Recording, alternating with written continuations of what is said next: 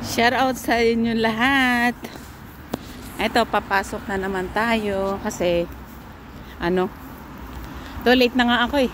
Everyday late ako na isang oras sa trabaho ko, kaya sayang din. So, syempre busy kasi puyat din sa gabi.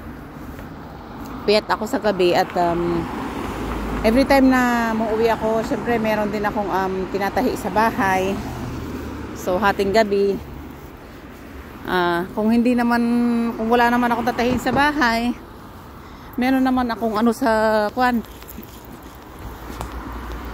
Kung wala naman akong tinatahi sa bahay, meron ako ng pinagkakaabalahan na naman sa labas. Kaya ganun ako ka-busy. Ganyan ako ka-busy dito, kaya grabe, kaya hindi ko nahaharap na nagla-live. Pero pagkatapos ng yung ginagawa ko sa labas, yun siguro makakapag-live na ako.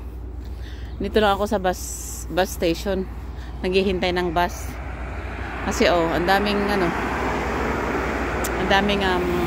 bus na kaya maingay. Ang daming bus na dumadaan kaya maingay. Ayan dito lang ako sa labas, dito lang ako sa labas na naghihintay ng bus. Kasi 10 minutes pa bago darating yung bus. Ay 10 minutes, 6 minutes kanina eh. Mga 4 minutes na siguro. Ayan, ito yung isa yung kasalungat. So paparating na siguro yung isa. So itong kasi itong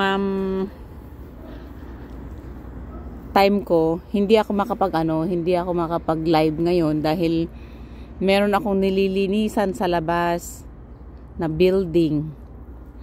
Kaya may nililinis ako na building sa labas. Tapos gabi na ako umuwi. Naglilinis naman ako, pupunta lang ako sa may hugas sa linisan tuwing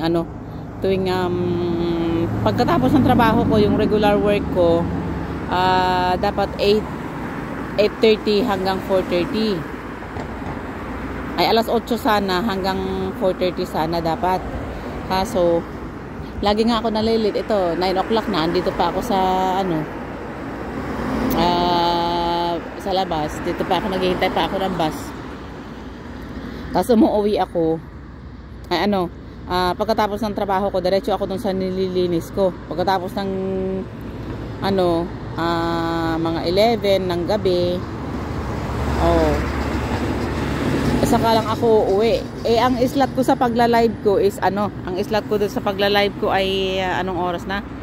Mga 10:30 ganon. Hala, may bisikleta na na tinapon dito nagwala yung may-ari, tinapon dito. Sayang naman. Ganda pa man din. Yan dito pagka sinumpong yung pag sinumpong yung adik dito, yung pagwawala, ibubunton niya sa gamit niya. Okay lang yung ibunton niya sa gamit niya yung gamit nila yung trip nila. Kaysa naman yung bigla-bigla na lang manaksak. Kasi bigla na lang may namamatay dyan na mga homeless, kasi kapwa nilang homeless, kapwa nilang addict, yun din ang biglang nananaksak sa kanila. Kasi pagka nakatira na sila ng droga, iba na ang tingin nila sa kapwa nila. Kaya anytime, pagka alam mong andyan na sa maglalakad kami, hindi kami tumitingin sa kanila, kasi kapag tumingin ka, iba na. Kaya din, kasi open kasi ang dito ngayon dito sa amin open kasi yung tawag nun,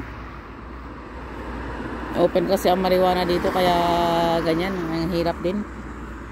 So nandito lang ako, naghihintay hanggang ngayon, naghihintay pa ako ng ng bus kasi wala pa.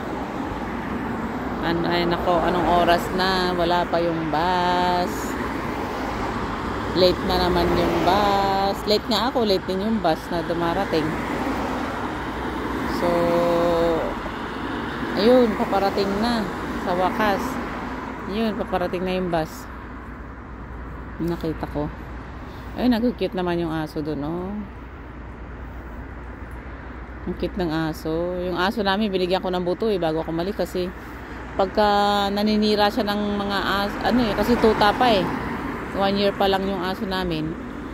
Naninira siya ng mga walls, kahit na kung ano sa bahay. Kaya binigyan ko ng buto bago ako umalis kanina.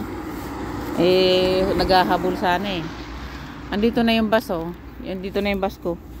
Kaya hanggang dito na lang muna tayo. Andyan na yung bus ko. Okay, bye-bye. Shout out.